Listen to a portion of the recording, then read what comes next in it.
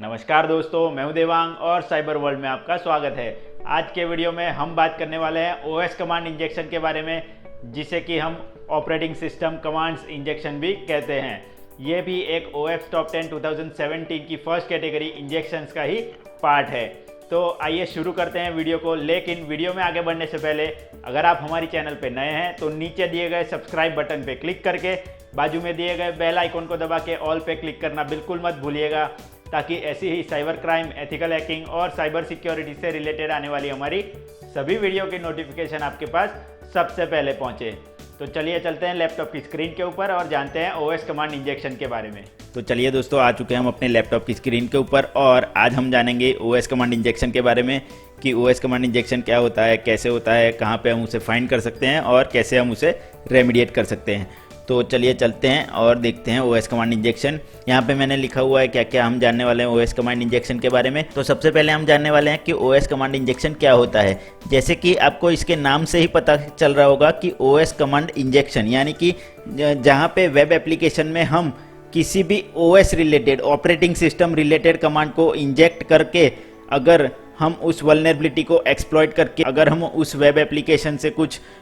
Data निकाल सकते हैं या फिर उस वेब एप्लीकेशन को कुछ नुकसान पहुंचा सकते हैं एज अ अटैकर, तो उसे हम कहते हैं ओएस कमांड इंजेक्शन। तो ओएस कमांड इंजेक्शन का एक सिंपल सा मतलब ये होता है कि किसी भी वेब एप्लीकेशन में जहां पे हम कोई भी ऑपरेटिंग सिस्टम रिलेटेड कमांड अगर इंजेक्ट कर सकते हैं और अगर वो सक्सेसफुली एग्जीक्यूट हो जाता है और हमें आउटपुट ला के देता है वापस,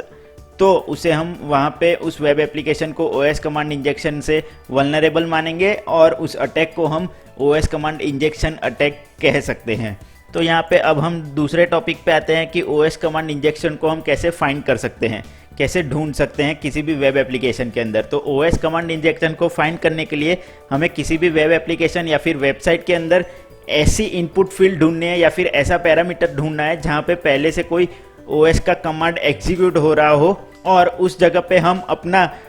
कोई मैलिशियस कमांड एग्जीक्यूट कर सकते हैं। अगर कोई एक्स्ट्रा कमांड डाल सकते हैं या फिर पहले से जो कमांड एग्जीक्यूट हो रहा है उसके साथ साथ हम अपना एक मैलिशियस कमांड भी इंजेक्ट करके उसको भी एग्जीक्यूट करवा सकते हैं। ऐसी कोई इनपुट फील्ड या फिर ऐसा कोई पैरामीटर अगर हमें किसी वेब एप्लीकेशन के अंदर मिलता है तो ऐसी जगहों पे हम ओएस कमांड इंजेक्शन को फाइंड कर सकते हैं और वहाँ पे हम ट्राई कर सकते हैं कि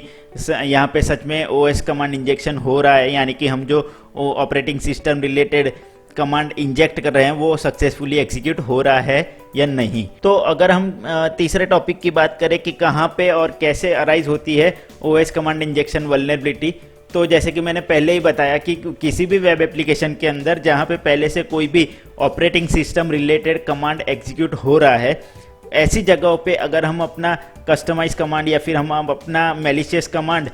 एक सेपरेट कमांड की तरह एग्जीक्यूट कर सकते हैं या फिर जो भी पहले से कमांड एग्जीक्यूट हो रहा है उसके साथ साथ एक और कमांड हम अगर एग्जीक्यूट कर पा रहे हैं, तो ऐसी जगहों पे वेब एप्लीकेशन के अंदर ज़्यादातर ओएस कमांड इंजेक्शन होता है। अब यहाँ पे बात ये आती है कि ओएस कमांड इंजेक्शन और कोड इंजेक्शन दोनों एक है या अलग अलग है। तो इसके रिलेटेड यहाँ पे मैंने पहले से एक वीडियो बना के रखा है जो कि है कोड इंजेक्शन के बारे में, जहाँ पे मैंने समझाया है कि कोड इंजेक्शन और ओएस कमांड इंजेक्शन कैसे अलग अलग चीज़ें हैं। तो उस वीडियो की लिंक मैं आपको ऊपर आई बटन में और नीचे डिस्क्रिप्शन बॉक्स में दे दूंगा, तो आप वहाँ जाके उस वीडियो को भी चेकआउट कर सकते हैं और देख सकते हैं कि ओएस कमांड इंजेक्शन और कोड इंजेक्शन के बीच क्या डिफरेंस है। तो अब बात करते हैं कि ओएस कमांड इंजेक्शन का इम्पैक्ट क्या क्या हो सकता है। तो जैसे कि हमें पता है कि ओएस कमांड अगर किसी वेब एप्लीकेशन के थ्रू हम किसी वेब सर्वर के ऊपर एग्जीक्यूट कर सकते हैं,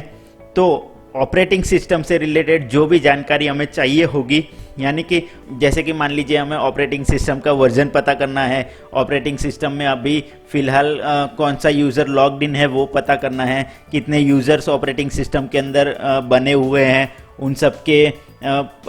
यूज़र नेम्स क्या है, उनकी पासवर्ड फाइल जो स्टोर होती है वो अगर हमें रीड करनी है तो वो कर सकते हैं। बाकी ऑपरेटिंग सिस्टम में जो भी जानकारी छुपी हुई है, यानी कि कोई वेब सर्वर है उसमें जो भी ऑपरेटिंग सिस्टम इंस्टॉल है और उसके रिलेटेड जो भी जानकारी हमें चाहिए वो सारी जानकारी, उसका वर्जन क्या है, क्या क्या उसमें इंस्टॉल किया गया है, क्या क्या चीज़ें चल रही है, कौन सी सर्विसेज चल रही है, कौन से पोर्ट्स ओपन है, कौन कौन से यूज़र्स है उसके, वो सारी चीज़ें हम पा सकते हैं। तो ये सारी चीज़ें पाके एक अटैकर जो है वो अपना अटैक जो है वो आगे बढ़ा सकता है, आगे ले जा सकता है। तो ये सारे इम्पैक्ट होते हैं ओएस कमांड इंजेक्शन के। इसकी वजह से भी बहुत सारा नुकसान किसी भी ऑर्गेनाइजेशन को हो सकता है अपने वेब एप्लीकेशन में इस वल्नरेबिलिटी की होने की वजह से। तो यहाँ पे ओएस कमांड इंजेक्शन को समझाने के लिए मैं आपको एक छोटा सा और सिंपल सा एग्जांपल देता हूँ। मान लीजिए कोई एक वेबसाइट है, ठीक है, जहाँ पे अगर हम विजिट करते हैं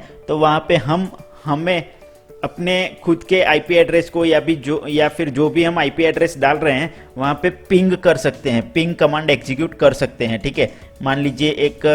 पिंग कमांड एग्जीक्यूट करने के लिए वहाँ पे लिखा है एंटर योर आईपी, ठीक है,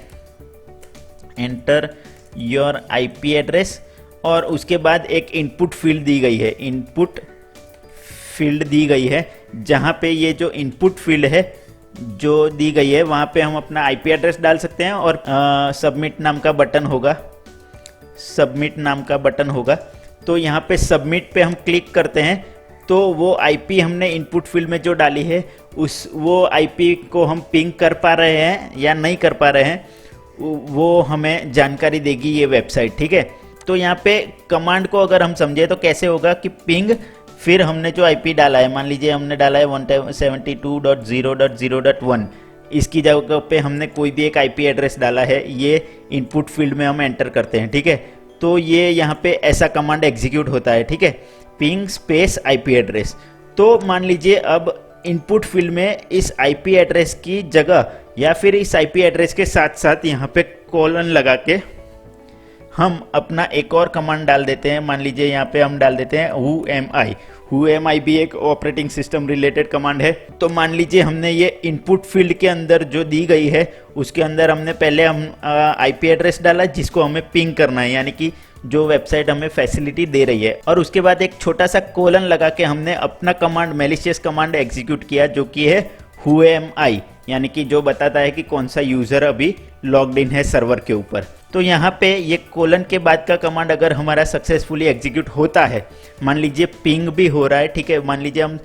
लीजिए हम सबमिट पे क्लिक कर रहे हैं और यहाँ पे इस आईपी एड्रेस को पिंग भी हो रहा है और साथ साथ हमें नीचे हु एम आई का आउटपुट भी मिल रहा है, जो कि जो यूज़र लॉग्ड इन होता है उसका नाम यहाँ पे दे रहा है। तो यहाँ पे ये साबित होता है कि ये जो वेब एप्लीकेशन है, यानी कि ये जो वेबसाइट है वो ओएस कमांड इंजेक्शन से वल्नरेबल है। यहाँ पे होता क्या है कि जो हमने कोलन डाला है उसे ये दोनों कमांड के बीच में सेपरेशन बना देता है, यानी कि ये एक अलग कमांड हो गया, ये एक अलग कमांड हो गया। तो ये चीज़ यहाँ पे दोनों कमांड को 1 बाय 1 एग्जीक्यूट करती है, ठीक है। तो इसकी वजह से यहाँ पे हम मान सकते हैं कि ओएस कमांड इंजेक्शन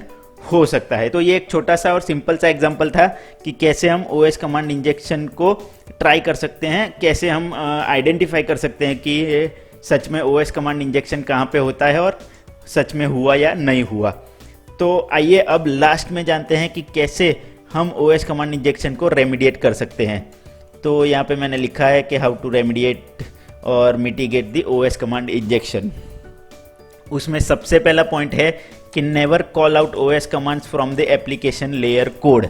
यानी कि इसका मतलब ये होता है कि जो भी हमारी वेब एप्लीकेशन है उस वेब एप्लीकेशन के कोड से हमें कोई भी ओएस कमांड एग्जीक्यूट नहीं करवाना चाहिए।